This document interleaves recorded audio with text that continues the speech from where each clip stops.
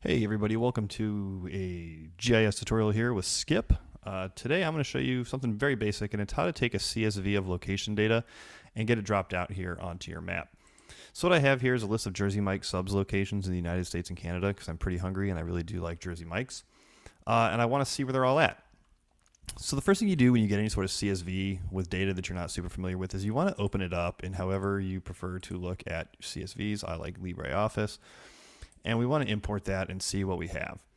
So we see here, we actually have longitudes, then we have latitudes, then we have the name of the place, and then we have the address of the location. So we have long, lat,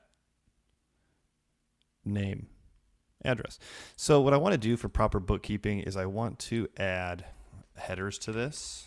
Long, lat, name, address, just for good bookkeeping, because we never know what we're going to want to do with this data. So we'll go ahead and save that now that we have our headers. The next thing is really simple. We're going to take the CSV and we're going to simply drag it onto our map. You'll see now in the table of contents underneath standalone tables, we have our table. We're going to right click it. We're going to say create points from table, XY table to point. Now, our X field is our lat, our Y field is our long. But we see here our X is our long and our Y is our lat. So we actually want to flip this and say long lat. Then we click OK. And here are all of our points in the United States and Canada. I don't know where they're at in Canada. I'm not really seeing any.